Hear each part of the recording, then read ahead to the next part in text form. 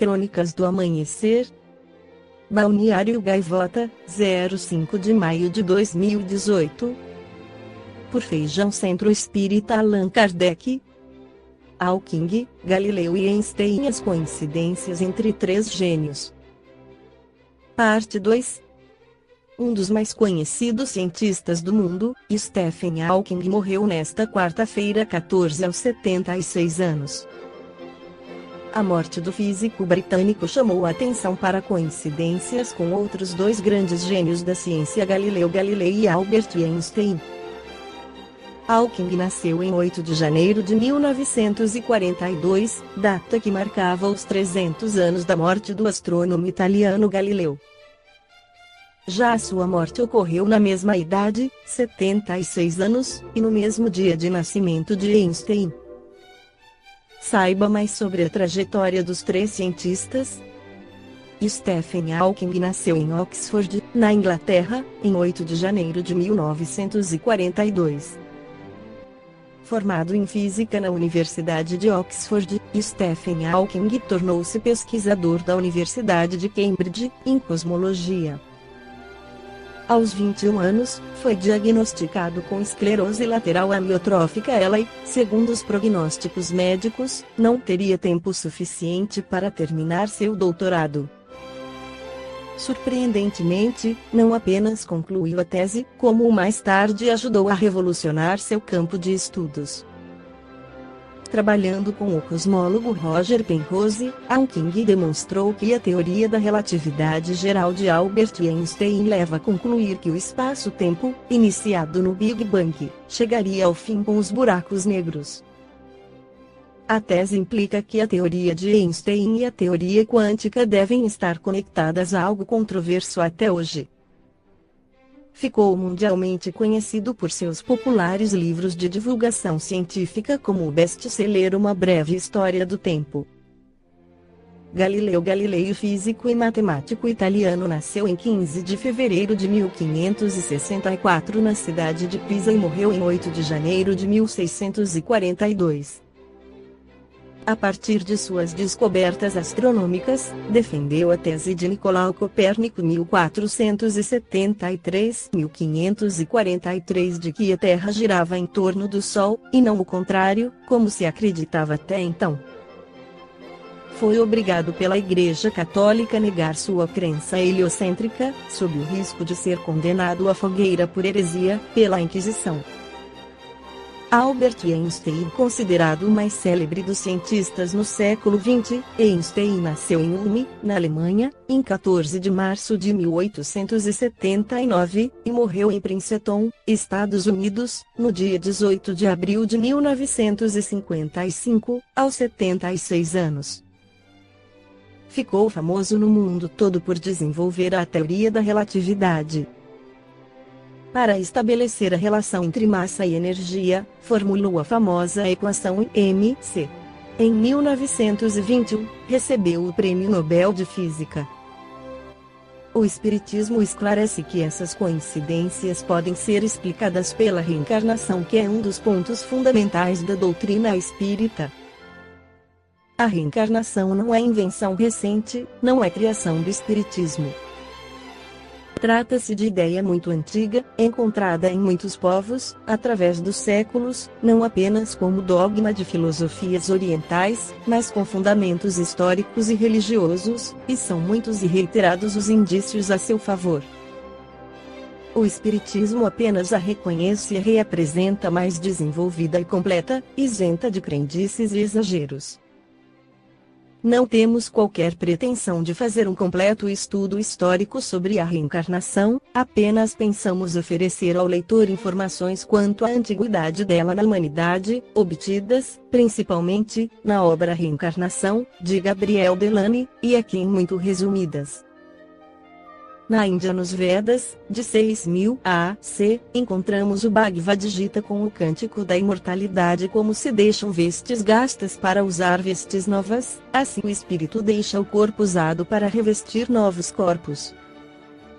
Eu tive muitos nascimentos, ó Arjuna, e tu também. Eu os conheço todos, tu, porém, não os conheces. chegadas até mim essas grandes almas que atingiram a perfeição suprema, não entram mais nessa vida perecível, morada de males.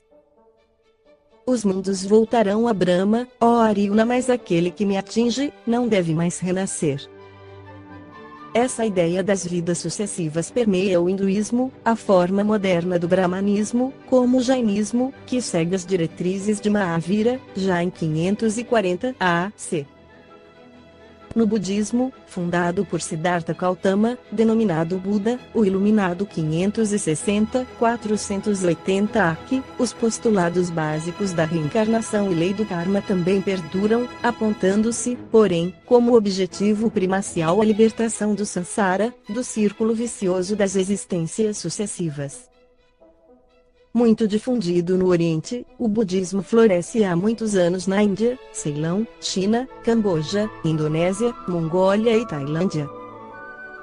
No Egito, antes de nascer a criança já viveu e a morte não é o fim. A vida é um evento que passa como o dia solar que renasce. Seria esse texto de 3000 a.C., conforme citação de Piccone Chiodo, tirada de livro de Fontane sobre o Egito. O homem volta à vida várias vezes, mas não consegue recordar-se das existências prévias, exceto de vez em quando, num sonho ou pensamento relacionado a algum acontecimento de uma vida anterior.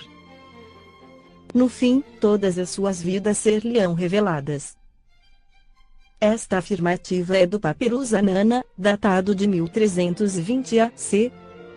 Na Pérsia, na sua religião, o masdeísmo, a ideia da reencarnação aparece com uma concepção muito elevada da redenção final concedida a todas as criaturas, depois de haverem, entretanto, experimentado as provas expiatórias que devem conduzir a alma humana finalmente à sua felicidade. Na Grécia, a ideia da reencarnação aí teria chegado através de Pitágoras, trazida talvez das viagens que esse filósofo e matemático grego fez ao Egito e à Pérsia.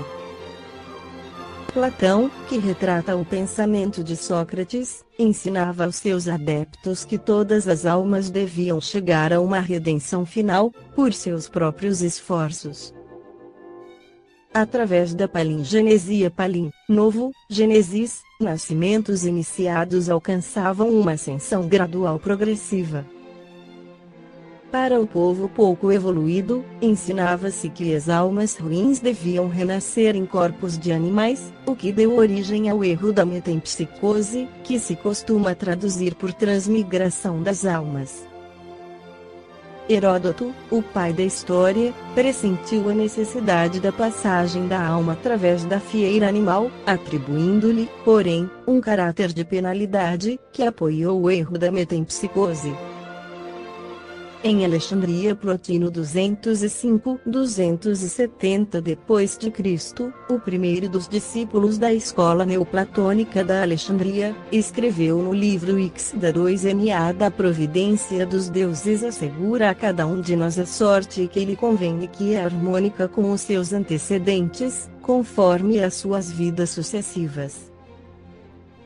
Fez exceção ao termo metempsicose, pois a reencarnação não envolvia modificação da alma psique e sim, mudança do corpo soma. Preferiu a palavra metensomatose à troca de corpo. Atualmente, na Grécia, também se fala em sarcomatose e sarcarne. Em Roma, Cícero alude às reencarnações no capítulo 2º do Sonho de Cipião. Ovídio, nas Metamorfoses, Capitão X, e no livro da Eneida, mostra Enéas encontrando seu pai nos Campos Elíseos e dele recebendo a transmissão da lei dos renascimentos. Virgílio escreve todas essas almas, depois de haverem por milhares de anos girado em torno de uma existência no Elísio ou no Tártaro, são chamadas por Deus em grandes enxames para o rio Letes, a fim de que, privadas da lembrança, revejam os lugares superiores e convexos e comecem a querer voltar ao corpo. Entre os hebreus a reencarnação é encontrada na Cabala, formada pelo Zoar e pelo Sefer Jezira. todas as almas são submetidas às provas das transmigrações, devem finalmente mergulhar na substância de onde saíram.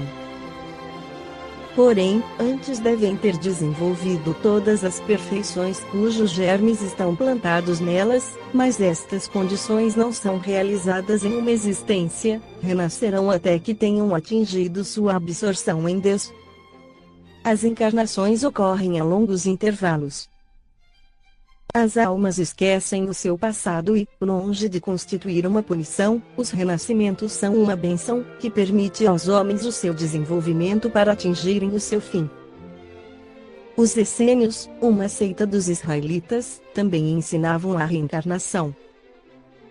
Flavius Josephus, historiador judeu, em Libelo Judaico, faz severas observações aos soldados judeus que preferiam suicidar-se em vez de se deixarem capturar pelos romanos. Não vos reclamais de que todos os méritos puros que se acham em conformidade com a vontade divina vivem nos mais humildes lugares celestiais, e que no correr do tempo eles são enviados de volta para habitar corpos inocentes.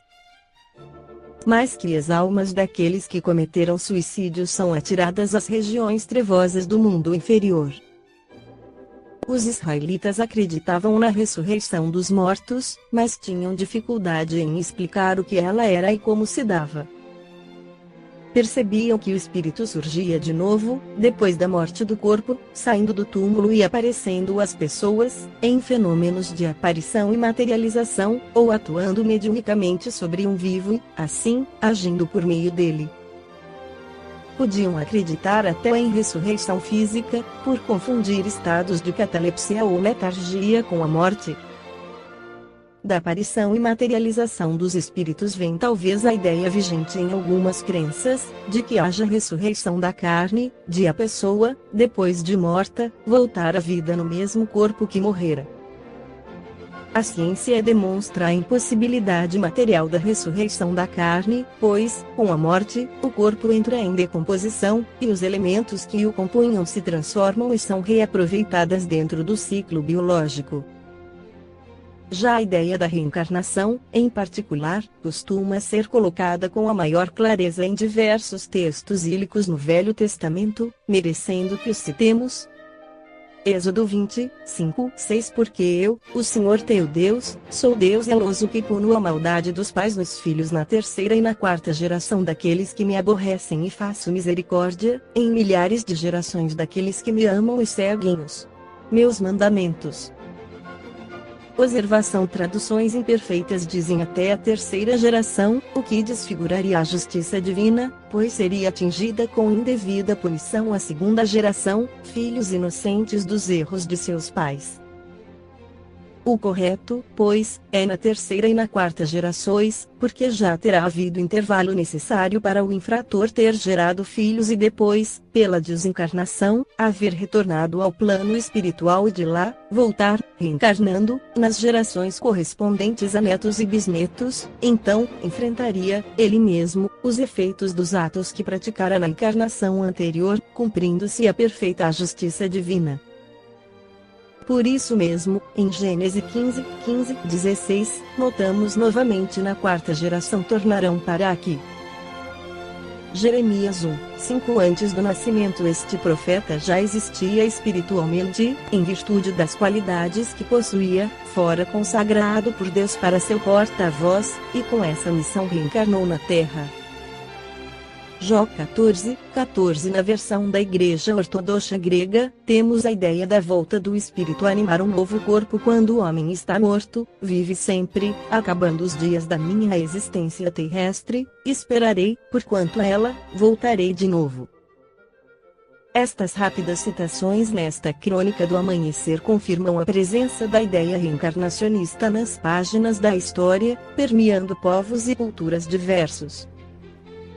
Esta foi a crônica do amanhecer de 05 de maio de 2018. Por Feijão Centro Espírita Allan Kardec.